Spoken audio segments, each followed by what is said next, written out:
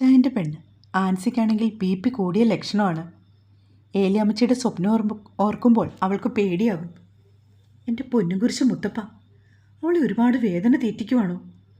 നീ ഒന്ന് വേഗം എന്തെങ്കിലും ചെയ്യണേ. അവൾ കണ്ണുനീർ തുടച്ചു. അരമണിക്കൂർ കൂടി കഴിഞ്ഞാൽ അവളെ CS ചെയ്യുമെന്നാണ് ഡോക്ടർ പറഞ്ഞത്. പാവം, ആ കുട്ടിക്കാണെങ്കിൽ നല്ല ഭയമുണ്ട്. ഒന്നും പുറത്ത് കാണിക്കുന്നില്ലെന്നേ ഉള്ളൂ അവൾ. മമ്മി, എന്താ മോനെ? അവളെ ഇനിയും വേദന തീറ്റിക്കണോ?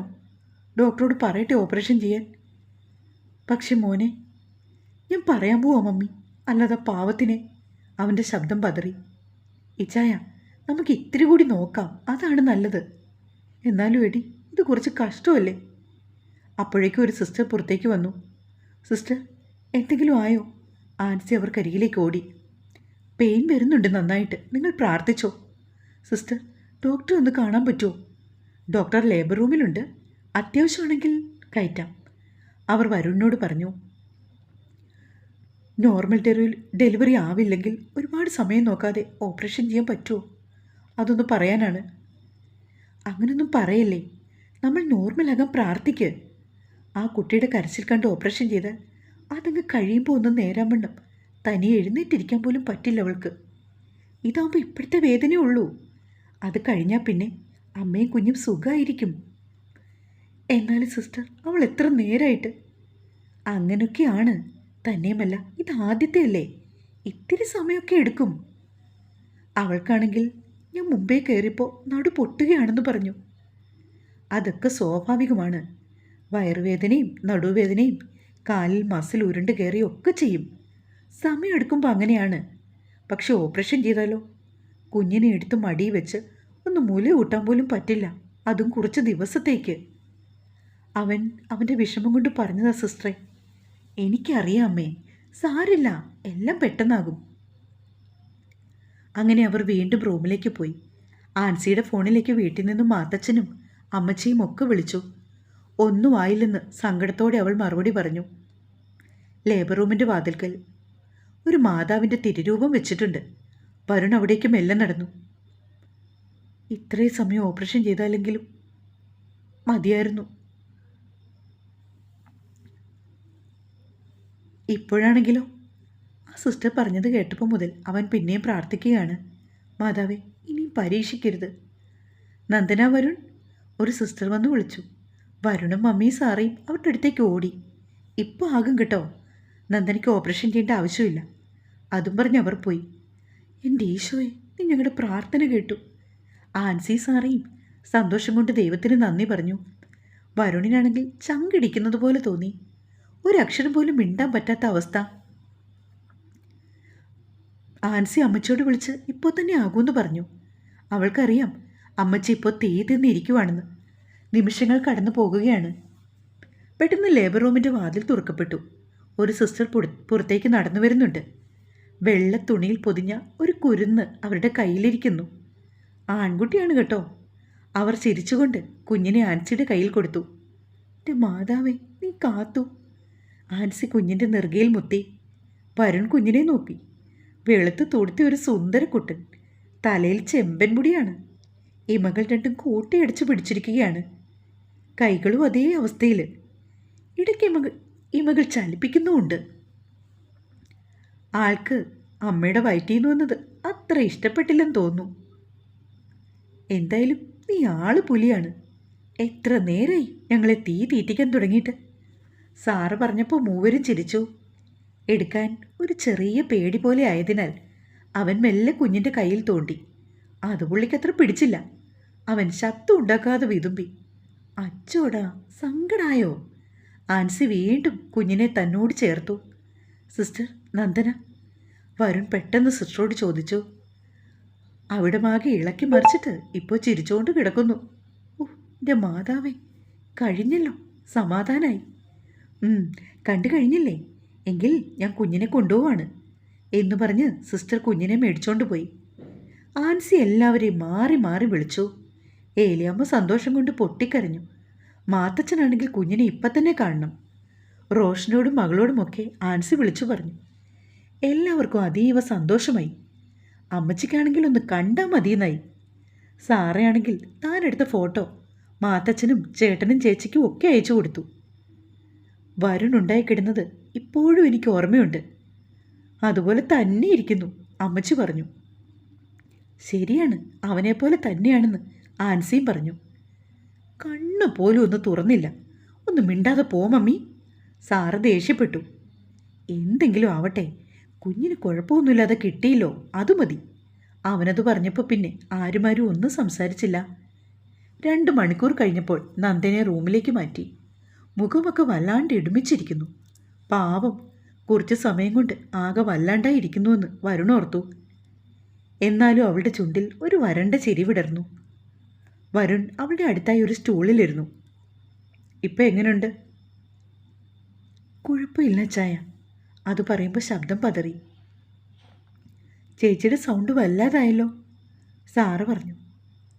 അതവിടെ കിടന്ന് കരഞ്ഞാണ്. എന്നാലും സുഖപ്രസവം നടന്നല്ലോടി. സുഖപ്രസവം? എൻ്റെ അമ്മേ, എന്തൊരു സുഖമായിരുന്നെന്നോ. നന്ദ അത് പറയുക എല്ലാവരും ചിരിച്ചു. അപ്പോഴേക്കും കുഞ്ഞിനെയും കൊണ്ടൊരു സിസ്റ്റർ വന്നു. ആ, ചക്കരമുത്ത് വന്നല്ലോ. സാറ് ഓടിച്ചെന്ന് കുഞ്ഞിനെ മേടിച്ചു. നീ സൂക്ഷിച്ച് ഇങ്ങോട്ട് താ. ആൻസി ഒച്ച വെച്ചു. വരുണിൻ്റെ ഫോണിൽ മാത്തച്ഛൻ വീഡിയോ കോൾ ചെയ്തു. അമ്മച്ചിയും മകനും കൂടി കുഞ്ഞിനെ ഫോണിൽ കൂടി കണ്ടു. തക്കൂട്ടാ, ഡാ ഇവിടെ നോക്കടാ. മാത്തച്ഛനത് പറയുകയും കുഞ്ഞു അവൻ്റെ ഇമകളൊന്ന് ചിമ്മി. യോ നോക്കിയേ, വല്യപ്പായോടുള്ള സ്നേഹം കണ്ടോ? ആൻസി ചിരിച്ചു. വരുൺ ഇടയ്ക്കൊക്കെ ആരും കാണാതെ നന്ദുവിനെ നോക്കി കണ്ണിറുക്കുന്നുണ്ട്. അവനാണെങ്കിൽ അവളെ കെട്ടിപ്പിടിച്ച് ഒരു മുത്തം കൊടുക്കാൻ തോന്നി. 4-ാം ദിവസം അവർ ഡിസ്ചാർജായി വീട്ടിൽ വന്നു. അമ്മയ്ക്കും കുഞ്ഞിനും പറയത്തക്ക വിശേഷമൊന്നുമില്ല. 2 ആളും സുഖമായിരിക്കുന്നു. ആൻസിയാണെങ്കിൽ നന്ദുവിനെ കുളിപ്പിക്കാൻ ഒരു സ്ത്രീയെ വിളിച്ചു. അവൾക്ക് വേണ്ടിയുള്ള എണ്ണയും തൈലവും കുഴമ്പും കഷായവും ഒക്കെ ആയിട്ടാണ് ആൻസി വന്നത്. വരുണിൻ്റെ മുറിയിൽ ഉടൻ കിടക്കൊന്നും വേണ്ട കേട്ടോ, എൻ്റെ കൂടെ കിടക്കാം. അവിടെ എല്ലാം ശരിയാക്കി വെച്ചിട്ടുണ്ട്, അമ്മമ്മച്ചി നന്ദിനിയോട് പറഞ്ഞു. അത്രയേ ഉള്ളൂ അമ്മമ്മച്ചി. അവൾ അവരുടെ കൈത്തണ്ടയിൽ ഒന്ന് ഞുള്ളി. ലീലാമ്മ എന്നൊരു സ്ത്രീയാണ് അവളെ നോക്കാനായി വന്നത്. മാത്തച്ഛൻ്റെ കയ്യിലാണ് അവർ വന്നപ്പോൾ മുതൽ കുഞ്ഞുള്ളത്.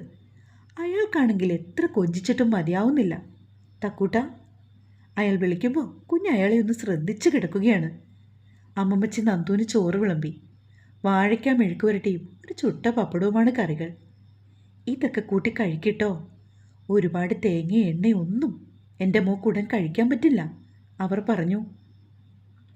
ശരി അമ്മമ്മച്ചി, അവൾ സമ്മതിച്ചു. ലീലാമ്മയ്ക്ക് നന്ദുവിനെ ഒരുപാട് ഇഷ്ടമായി. എന്തു പറഞ്ഞാലും അനുസരിക്കുന്ന ഒരു നല്ല പെൺകുട്ടി. അവരവളെ നന്നായി എണ്ണയും കുഴമ്പും ഒക്കെ തേപ്പിച്ചു. താളിയൊക്കെ പതപ്പിച്ച് വേദു വെള്ളത്തിൽ കുളിപ്പിച്ചു. കുളി കഴിഞ്ഞു വരുമ്പോൾ അമ്മമ്മച്ചി ചെറു ചൂടുള്ള ചോറും നെയ്യിൽ കടുകും കറിവേപ്പിലയും താളിച്ചതും ചേർത്ത് കഴിക്കാൻ കൊടുക്കും. അത് കഴിച്ചു കഴിഞ്ഞ് അവളോട് നീണ്ടു നിവർന്ന് കട്ടിലിൽ കിടക്കാൻ അമ്മമ്മച്ചി പറയും. കുഞ്ഞിനെ കൊണ്ട് ഒരു ശല്യവും ഇല്ല, മാത്തച്ഛൻ നോക്കിക്കോളൂ അവനെ. വരുൺ ഇടയ്ക്കൊക്കെ നന്ദുവിൻ്റെ മുറിയിൽ പമ്മി വരും. ഇനി എന്താടി? എന്ത്? അവൾ കണ്ണുരുട്ടി. അല്ല, നമ്മളൊന്നിച്ചൊരു മനുഷ്യ ഇറങ്ങിപ്പോയിക്കോണം കേട്ടോ. ഞാൻ പോവില്ല. നിന്ന് വെള്ളം ഇറക്കാതെ പോകാൻ നോക്ക്. ഓ, ആ വേദന ഓർക്കുമ്പോൾ കാല് പെരുത്തു വരുന്നു. പോയിറങ്ങി. അവൾ ദേഷ്യപ്പെട്ടു. എൻ്റെ വിധി. അവൻ പുറത്തേക്ക് നടന്നു. ഇടയ്ക്ക് 3-4 തവണ ഏലിയാമ്മയും വർഗീസും അവളെയും കുഞ്ഞിനെയും കാണാൻ വന്നു. അവർ കുഞ്ഞിനായി സ്വർണ്ണാഭരണവും ഉടുപ്പുകളും ഒക്കെ ആയിട്ടാണ് വന്നത്. ഓരോ തവണയും അവരുടെ സന്ദർശനം കൊണ്ട് നന്ദുവിൻ്റെ വാശി കുറഞ്ഞു വന്നു. അങ്ങനെ ദിവസങ്ങൾ പിന്നിട്ടു. പ്രസവ ശുശ്രൂഷയൊക്കെ കഴിഞ്ഞ് അവൾ നല്ല സുന്ദരിക്കുട്ടിയായി. 3 മാസം കഴിഞ്ഞ ശേഷമാണ് അമ്മമ്മച്ചി അവളെ വരുണിൻ്റെ മുറിയിൽ കിടത്തിയത്. ഓ, ഇന്നെന്തെങ്കിലുമൊക്കെ നടക്കും, അവൻ അവളോട് പറഞ്ഞു. പെട്ടെന്ന് കുഞ്ഞ് കരഞ്ഞു. ഓ ഓ ഓ, അമ്മയുടെ പൊന്നേ വാ. അവൾ കുഞ്ഞിനെ മാറോടണച്ചു. വിശക്കുന്നുണ്ടോടാ? അവൻ ചോദിച്ചു. ഉണ്ട്, വരുണാണ് മറുപടി പറഞ്ഞത്. ചേ അച്ചായോ, മോറങ്ങോട്ട്. അവൾ അവനെ തള്ളി മാറ്റി. കുഞ്ഞാണെങ്കിൽ അവനെ നോക്കി കളിയാണ്. ഡാ കോപ്പേ, ഒന്ന് ഉറങ്ങ്. നീ ഉറങ്ങിയിട്ട് അപ്പനെ കുറിച്ച് പരിപാടിയുണ്ടടാ. അവനപ്പോൾ കിലുക്കാമ്പട്ടി പോലെ ചിരിക്കുന്ന കേട്ട്. അവൻ്റെ ചിരി കണ്ടതും വരുൺ അവനെ തൻ്റെ കയ്യിൽ വാരിയെടുത്തു. സന്തോഷ ദിനങ്ങളായിരുന്നു പിന്നീട്. നന്ദനയ്ക്ക് താൻ അനുഭവിച്ച സങ്കടം മുഴുവൻ ഈശ്വരൻ തിരിച്ചെടുത്തിട്ട് അതിൻ്റെ 100 ഇരട്ടി സന്തോഷം തന്നതായി തോന്നി. ദിവസങ്ങളും മാസങ്ങളും വർഷങ്ങളും പിന്നിട്ടു. തക്കൂട്ടൻ എന്ന രോഹൻ തോമസ് മാത്യുവിന് കൂട്ടായി. 3.5 വർഷം കഴിഞ്ഞ് അവ്യ തോമസ് മാത്യു എന്ന നിച്ചൂസ് വന്നു. അപ്പൻ്റെ പൊന്നുമക്കളാണ് രണ്ടാളും.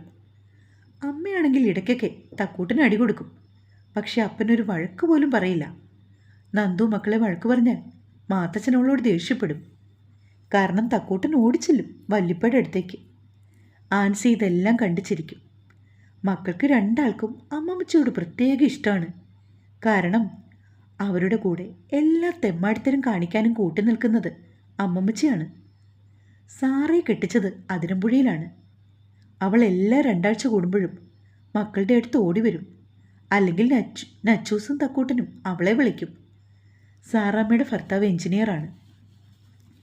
റോഷനും ഭാര്യയും അവരുടെ മകൻ ആബേലും കൂടി എല്ലാ വർഷവും ഇപ്പോൾ വരും. മൂത്ത മകളുടെ കുടുംബം കൂടി വന്നാൽ എല്ലാവരും ചേർന്ന് ഉത്സവമാണ്. കുറവലങ്ങാട്ട് പോകാനും പിള്ളേർക്ക് ഇഷ്ടമാണ്. എല്ലാ തവണയും അവിടെ ചെല്ലുമ്പോഴും ഏലിയമ്മച്ചിയും അപ്പച്ചനും കൂടി കളിപ്പാട്ടം രണ്ടാൾക്കും മേടിച്ചു വയ്ക്കും. അവരുടെ താളത്തിന് തുള്ളാൻ അമ്മച്ചിയെ കഴിഞ്ഞുള്ളൂ എന്ന് വരുണും പറയും. വരുണിൻ്റെയും നന്ദനയുടെയും 30ാമത്തെ വിവാഹ വാർഷികമാണിന്ന്. ഒരുപാട് നാളുകൾക്ക് ശേഷം എല്ലാവരും ഒത്തുകൂടിയിരിക്കുകയാണ്. നച്ചുക്കുട്ടിയെ കെട്ടിച്ചയച്ചിരിക്കുന്നത് പാലായിലുള്ള ഒരു പ്രശസ്തമായ തറവാട്ടിലാണ്. അവളും ഭർത്താവും ദുബായിലാണ്. അപ്പൻ്റെ അമ്മയുടെയും വിവാഹ വാർഷികമായിട്ട് വന്നതാ അവർ രണ്ടാളും. തലേദിവസം എത്തിയതേ ഉള്ളൂ. അപ്പനും അമ്മയ്ക്കും ഗിഫ്റ്റൊക്കെ കൊടുത്തിട്ട് കേക്ക് കട്ടിങ്ങും ആഘോഷവും ഒക്കെ കഴിഞ്ഞ് അവർ രണ്ടാളും യാത്ര പറഞ്ഞ് പാലയ്ക്ക് പോയി. എല്ലാവരും സൊറ പറഞ്ഞിരിക്കുകയാണ്. പതിയെ പതിയെ അവർ പിരിഞ്ഞുപോയി. അവസാനം അപ്പനും അമ്മയും മകനും മാത്രമായി. എടാ മോനെ, നിനക്ക് വേണ്ടി ഞാൻ മാട്രിമോണി രജിസ്റ്റർ ചെയ്തിട്ടുണ്ട്. നല്ല ആലോചന ഒത്തുവന്ന് നടത്തണം കേട്ടോ. അവൻ കോട്ടയം മെഡിക്കൽ കോളേജിൽ ഓർത്തോ വിഭാഗത്തിൽ സർജനായിട്ട് ജോയിൻ ചെയ്തു കഴിഞ്ഞു. അമ്മ ധൃതി കൂട്ടണ്ട, ടൈം ആവട്ടെ. എന്തോന്ന് ടൈം? ഇനി എന്നാണതിന്? മൂക്കി പല്ലു വന്നിട്ടോ? ഞാൻ പല്ലു വന്നോ നോക്കട്ടെ. വരുൺ മകൻ്റെ നേരെ ഒന്ന് നോക്കിക്കൊണ്ട് കണ്ണിറുക്കി. ഇനി നിന്റെ മനസ്സിലാരെങ്കിലും ഉണ്ടോടാ കൊച്ചേ? പിന്നെ ഇച്ചേന് ആവശ്യമില്ലാത്ത കാര്യം പറയാതെ മിണ്ടാതിരിക്കുക. ഞാനൊരു തമാശ പറഞ്ഞതല്ലയോ? വരുൺ ചിരിച്ചു. തമാശ ചിലപ്പോൾ കാര്യമാകും അപ്പാ.